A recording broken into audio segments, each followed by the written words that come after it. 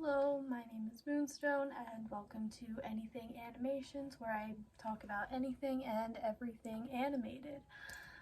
This is my first time dressing in cybercore, so you can yell at me in the comments telling me how good or bad I did it.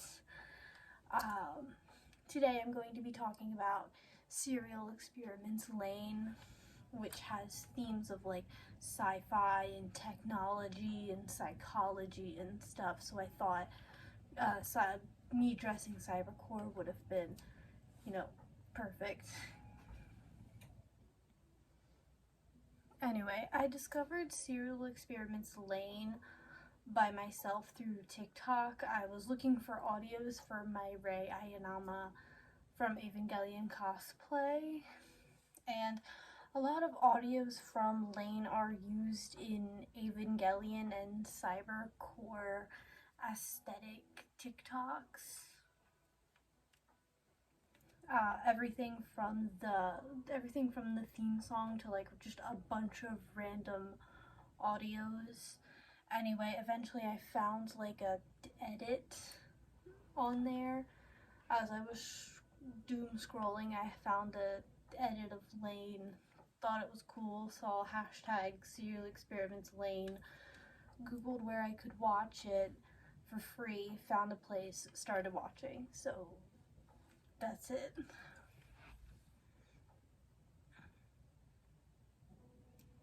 So Serial Experiments Lain is very short. It's only one season with 13 episodes. I don't even know how to describe it. Much like Evangelion, it's very hard to describe, and there's a lot of blink and you miss it stuff. There's a lot of visual storytelling. Like, you have to be really good at psychology or understand psychology to know what's going on, really. But if you enjoy like psychological things, psychological horror, sci-fi, all that, if you enjoy Evangelion, I guarantee you'll enjoy Serial Experiments Lain.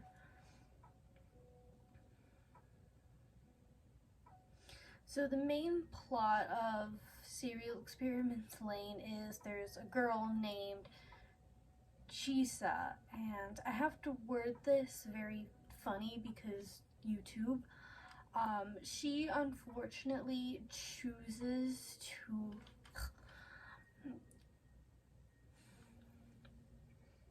and this is actually the very first thing we see. We don't know who she is, we don't know what she's about or why she did it. We just see that she did it.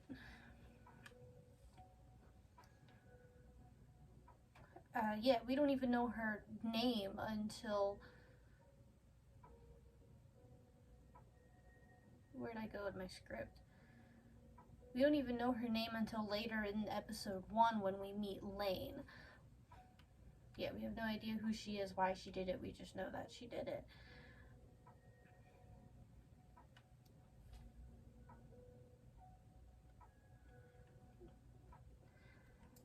Yeah, we just know she did it, and now we get to see the aftermath of what happened because she did it. We see Lain, who's so neurodivergent. She reminds me of myself in some ways. When we first meet Lain, she's standing on the bus and everyone's talking and it's very loud, it's very overstimulating, and she gets overwhelmed and she literally just yells, "Shut up!" very loud, and everybody just sits there like, what's up with that weirdo? Like, and I was just like, wow, I wish I was brave enough to do that. We then cut to her at school. We see a group of girls and there's one crying. The other 3 are trying to comfort her. They're talking about an email the crying one received. And then one of the girls goes up to Lain and asks her if she got the email, and Lain responds, "I don't have an email." We learn very quickly that Lain is very anti-technology, much like myself. My very first, very anti-technology, much like myself. My first phone was literally the one with the small screen and all the buttons. It looked just like this, my little toy iCoffin. Like, it had a screen about that big, and then it had all the buttons, and you could actually do this and text. And I had it up until middle school when I got an iPod for the first time. Then I had the iPod until freshman year of high school, and then I got my first actual smartphone, and I remember it was the 6S, and I remember it because 6S was right below the Apple, and all the kids, they would see my phone, and then they'd be like, oh my god, like, what kind of phone is that? And I'd have to pop the case off to check because I would constantly forget.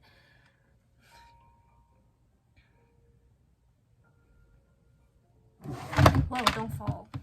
My script fell. Actually, I'm gonna move you right back where you were because that was a mistake.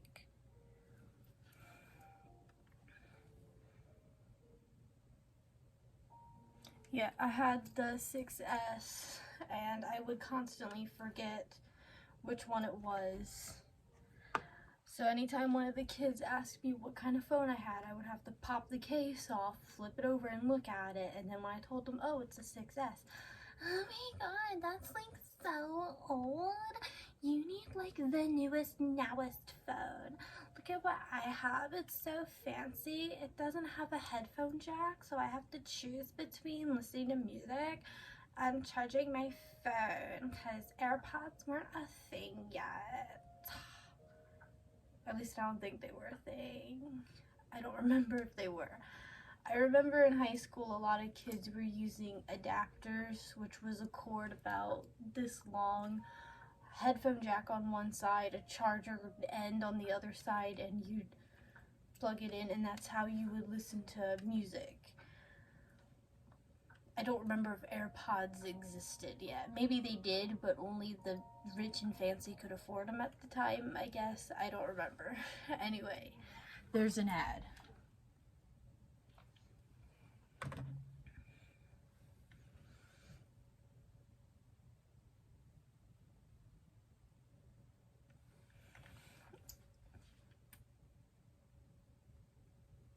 There's another ad.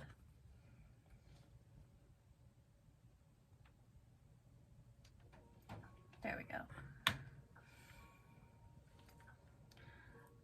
Anyway, we see Lain. She goes home. She checks her computers for any emails, and I love what they did with Lain's computer. So, I don't know when Serial Experiments Lain is supposed to take place. I assume it's supposed to be like in the future somewhere. But much like the technology in Evangelion, it looks super futuristic, but also very early 2000s. Like the computer, it's all futuristic and fancy, but it's chunky. And I love that. I love 90s, early 2000s technology and stuff because that's my favorite time period. I like dressing and pretending it's still that time period. So when I see futuristic early 2000s looking stuff, I love it. But anyway, Lain gets one of those mysterious emails from Chisa, and at first I thought it was gonna be, a 13 Reasons Why thing going on. I've never seen 13 Reasons Why. I just know a girl and leaves tapes. 13 tapes. And each tape is a reason why, and we gotta figure out why. It's a mystery. I don't know, I've never seen it, but luckily the anime's not like that.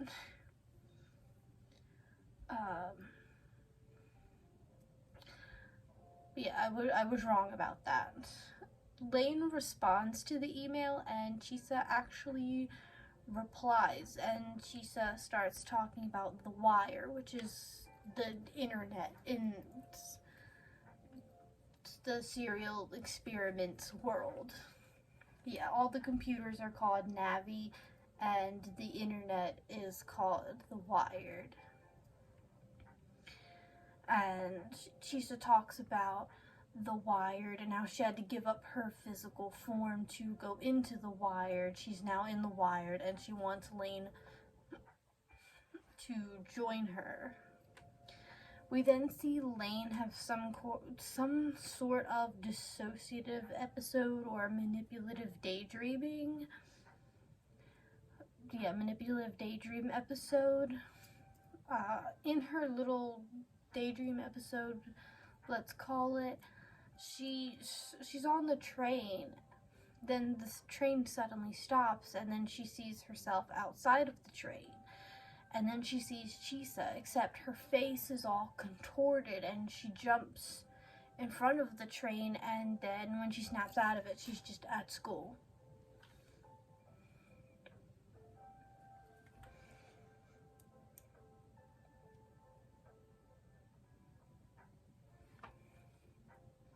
Yeah. And then when she finally snaps out of it, she's sitting at her desk, she's at school, everything's calm, everything's boring. That is dissociating or manipulative daydreaming. I used to do it a lot in middle school and then a little bit in high school. You get so, and how it works is you get so used to that routine. Get on the bus, go to this class, go to that class, eat lunch here.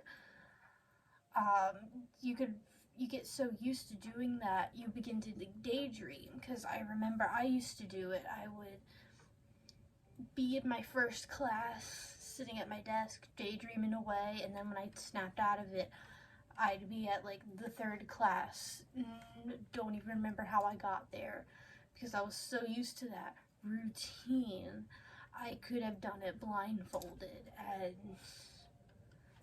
not have run into anyone or anything because you get so used to it.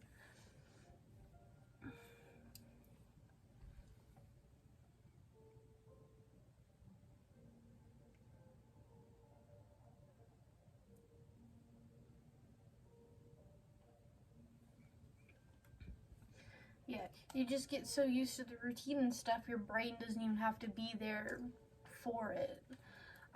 Anyway, I also believe that Lain has dyslexia, which is something I also have, because when she stares at the board after waking up from her daydream, there's a bunch of math equations on the board, and the more she stares at it and tries to focus on it, the numbers and stuff, they begin to blur, which is exactly what they do for me.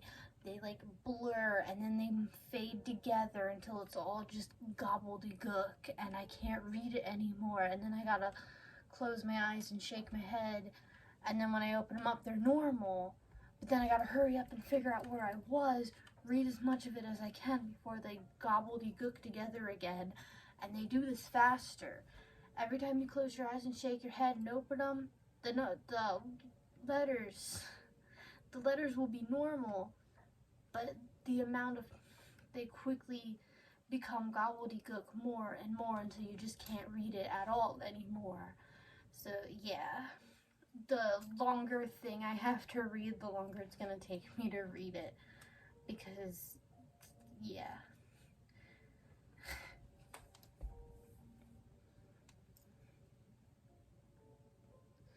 Episode 2, nothing much happens to Lain. It's mostly centered around the other girls, the one that was crying, and then the three others that were comforting her, Alice and the other two. I think the only one with a name is Alice, but anyway.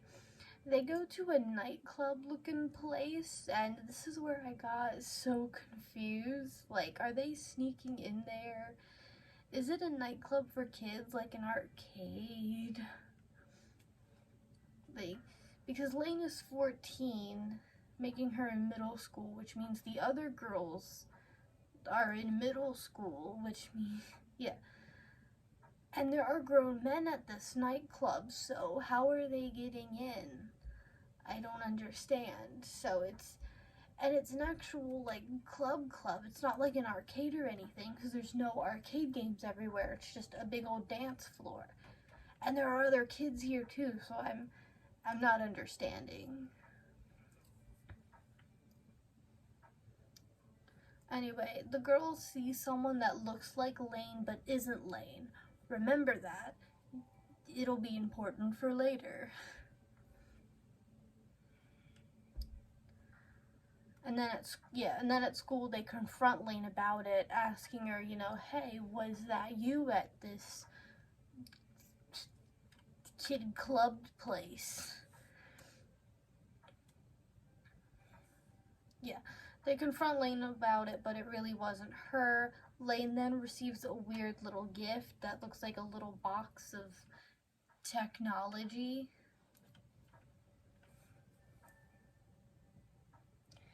And that's not all. Someone ordered her a whole big new computer thing, and she actually asks her dad, who is a computer obsessed tech whiz, to help her set it up.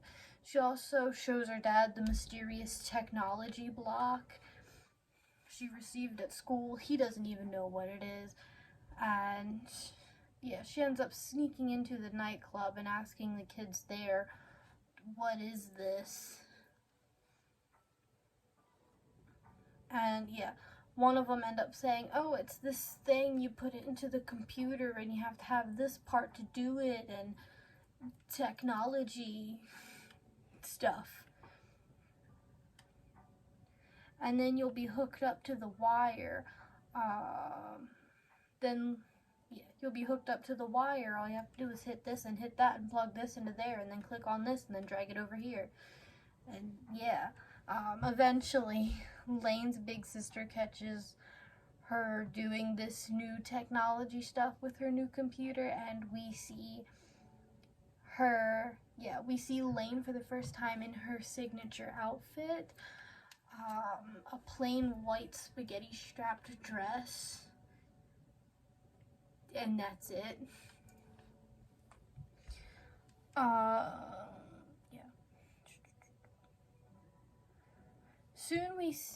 Very quickly, half of Lain's room is taken up by computers and monitors. Like, it is insane.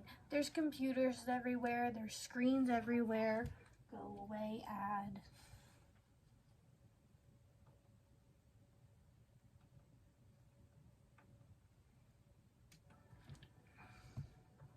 There's computers everywhere, there's screens everywhere, there's monitors everywhere, there's cords all over the floor and all up the walls. She's got fans plugged in, pointing at these monitors to keep them cool so they can work.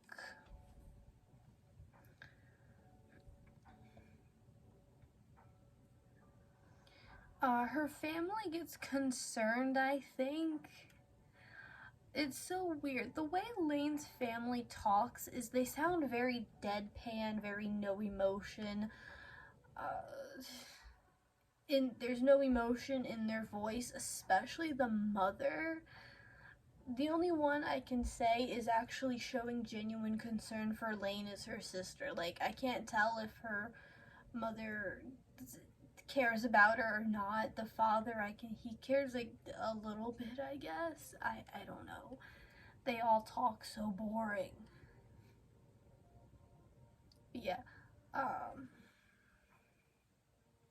the only one who really shows concern for Lain's new obsession with technology is her older sister. Anyway, her dad tries to talk to her, basically say, hey, maybe this isn't healthy, maybe you should, go outside and touch grass. Remember, the internet is no substitute for real people, even though he's just as obsessed with computers as she is, so that doesn't, kind of the wrong person to say that to her.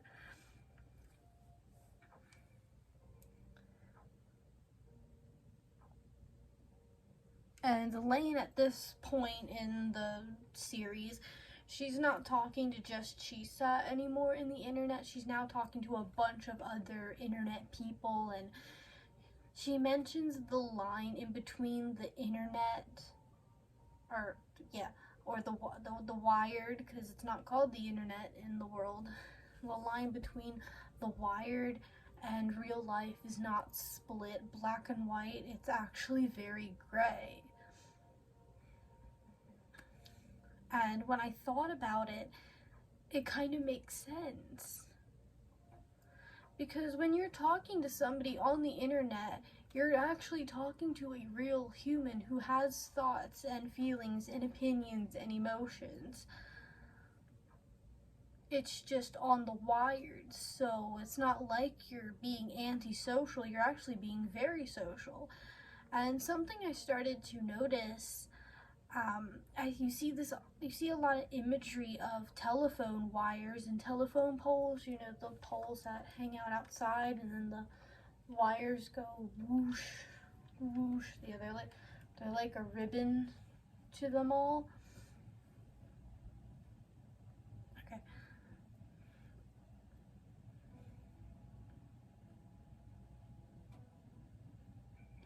There's a lot of imagery of telephone wires just randomly there, much like Evangelion with the cicada sounds, except unlike the cicada sounds, I actually understand what this means.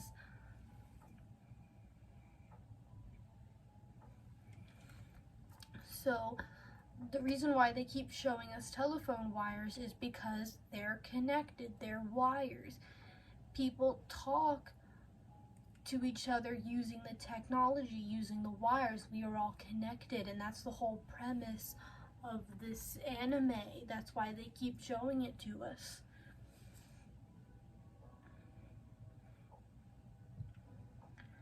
Yeah, we're all connected, and that's how people talk. They talk using technology. The whole premise of this anime is real world versus technology.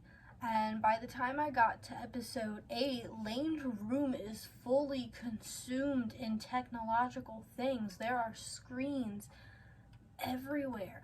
There are wires everywhere. Where's her bed? I don't know. Where's the floor? I don't know. It's just wires now.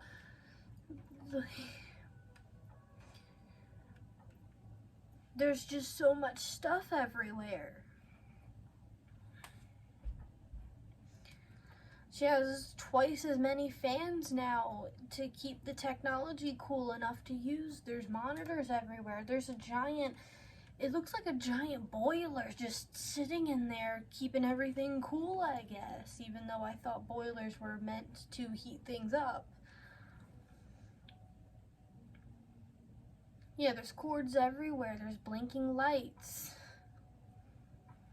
And we see Lain staring at the screen, and she is deep in the wired. We see her sitting on the floor. Yeah.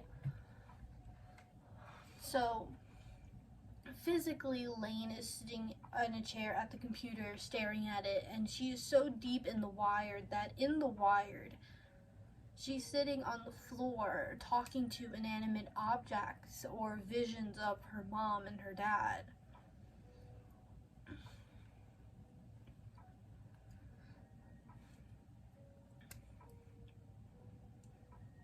And in one of these conversations, she's talking to a doll, a glass doll. And she tells the glass doll, "Tell me a story." And the doll replies, "I can't because you know everything." Meaning, Lain has spent so much time in the wired.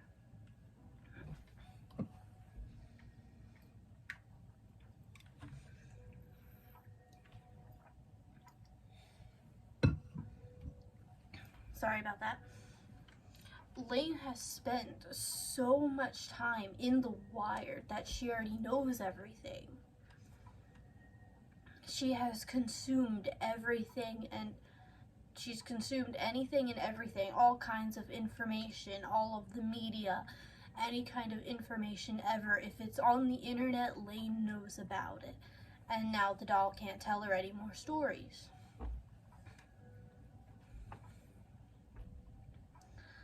Um, yeah, Lain knows about it, and the doll begins to go on about prophecies.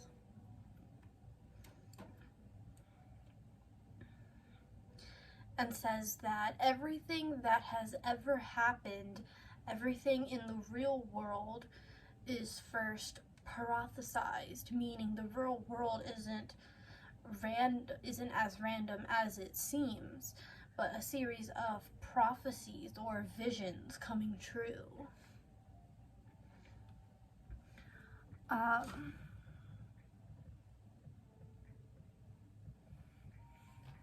Lain in the real world, when she's not on the computer, becomes, Lain in the real world, because of all the information and all the internet and stuff, she has consumed through the internet, through the wired. When she's away from the computer, she becomes extremely non-social. She doesn't hang out with her friends anymore. She doesn't go anywhere anymore.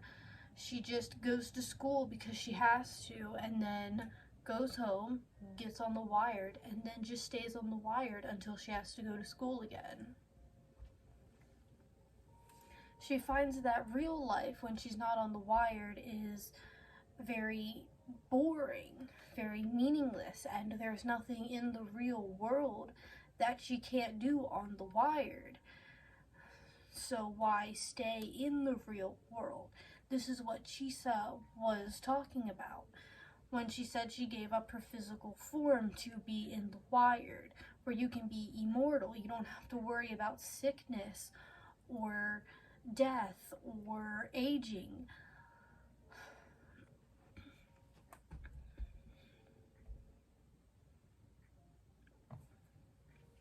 What is this word?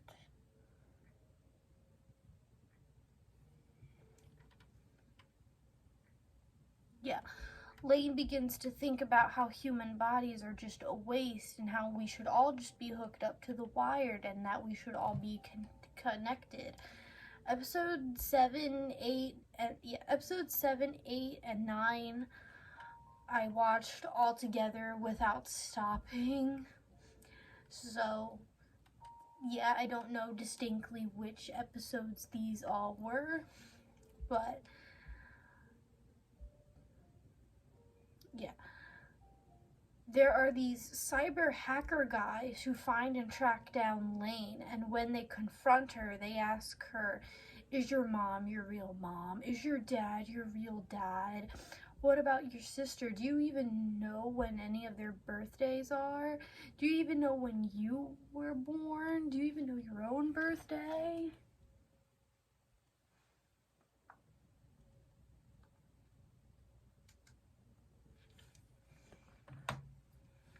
I hate ads so much. Do you even know your own birthday? Where were you born? And this makes Lain have like a really bad anxiety attack. Just a bunch of big scary men all dressed in black with sunglasses on, just yelling at her, asking her all these simple questions, but she's too overwhelmed or overstimulated to answer any of them. Yeah. This makes Lain have an anxiety attack, and eventually we learn that there are actually been two Lains this whole time. The one Lain is the one we've been following since the start of this anime. The other Lain is the wired Lain, or the omnipresent Lain, who has been and always will be in the wired. And when our Lains, when real life Lain goes into the wired, those two Lains become connected. They become one person. And then when Lain leaves the wired, they're two separate people.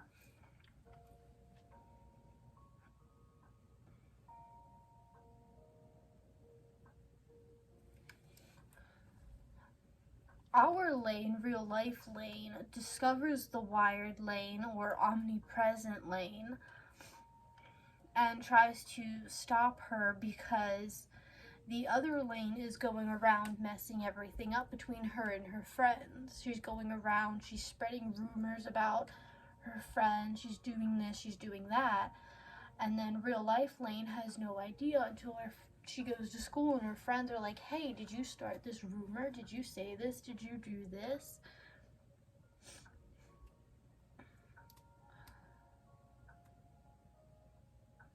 Yeah.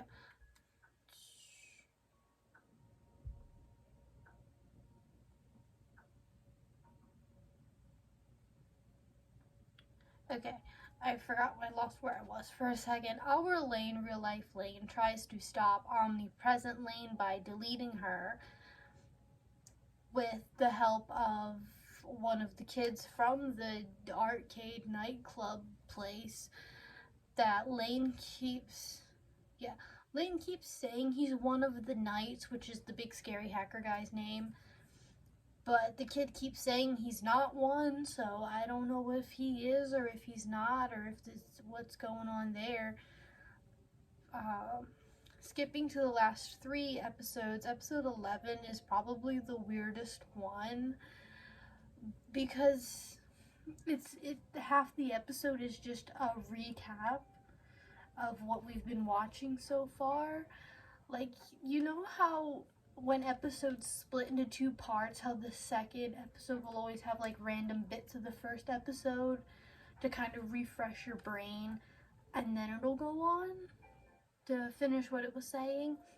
That's what this episode feels like, but instead of it being the last episode, it's the entire half of the series. But yeah, we just see images and things of things we've seen up until now with no context. Then we see real world Lain. She's so far into the wire, she's begun to plug things into herself. Plug things into herself, into her skin. And the conversations she has between God, in quotes. She's having conversations with God, in quotes, because she keeps talking about how if God created the world, shouldn't there be a God in the Wired? Since the Wired is its own little world.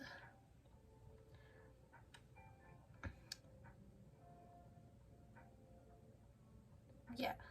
And I find it funny, before I get into the God conversation, yeah.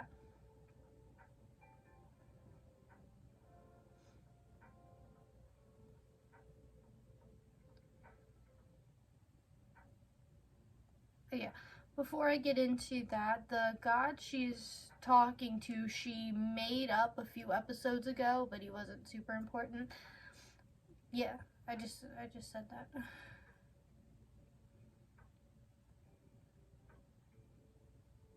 Yeah, shouldn't there be a God in the Wired, since the Wired is the copy of the real world, so her imagination kind of created one. Anyway, both of them, her imaginary God comes down to see her laying there with all the cords in her skin, trying to get all the information ever in existence inside of her into her. They warn Lain what she's trying to do is impossible, and yeah, what she's trying to do is impossible, and they warn her in a way that she understands by calling her software. This is the funny part, because the way they say it, he literally comes down and it's like, Lain, don't do this. You're software, not hardware. And Lain, like, I think she sits up really fast, like, I'm software. And like the way she says it, I literally laughed. That's the way she said, just, I'm software.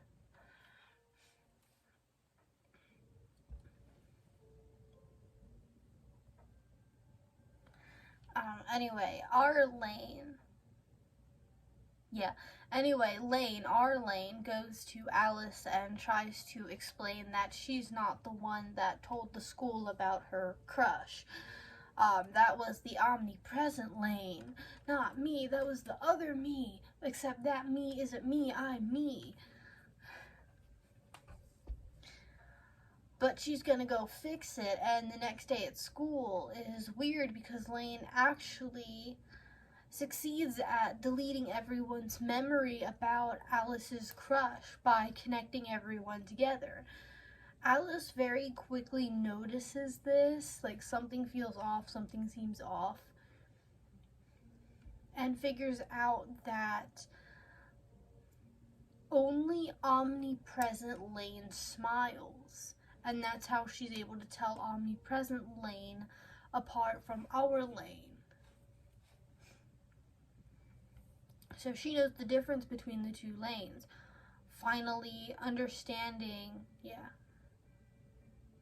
that's not where I was. She knows the difference between the two Lains, and we see Lain, ours, again, not omnipresent,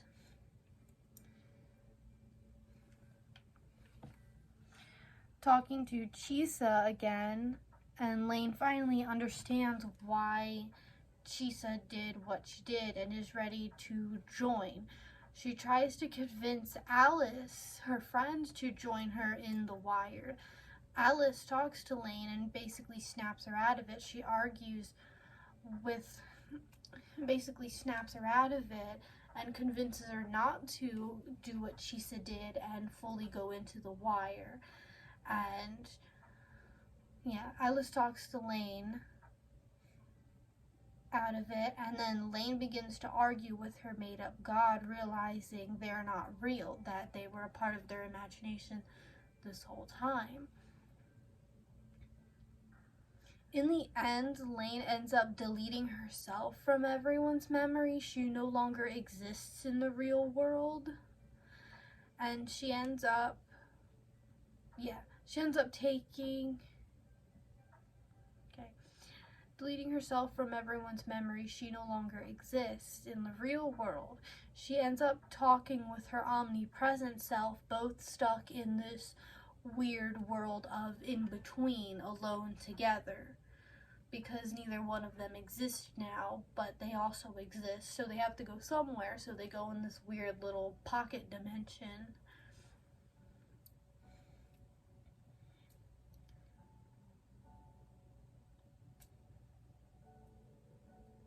Yeah.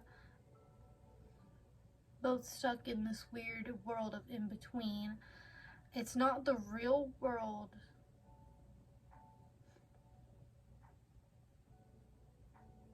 Why did I word this so weird?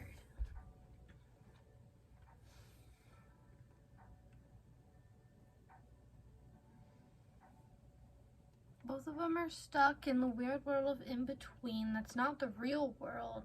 Yeah. Real world Lain doesn't exist. I forgot to put a period there. That's why it's so weird looking.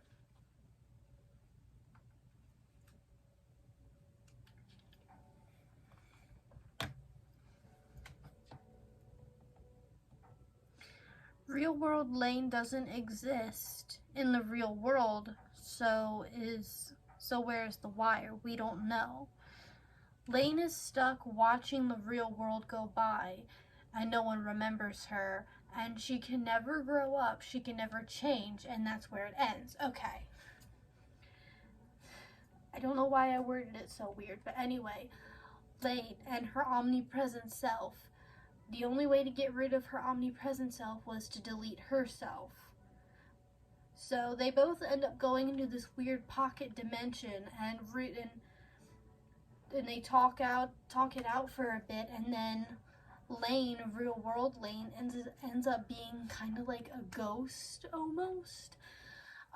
Nobody remembers who she is in the real world. No one remembers who she is or anything. She's unable to grow up. She's unable to do anything. Nobody remembers her, because the very last scene is her talking to her sister, and I think her sister is a teacher.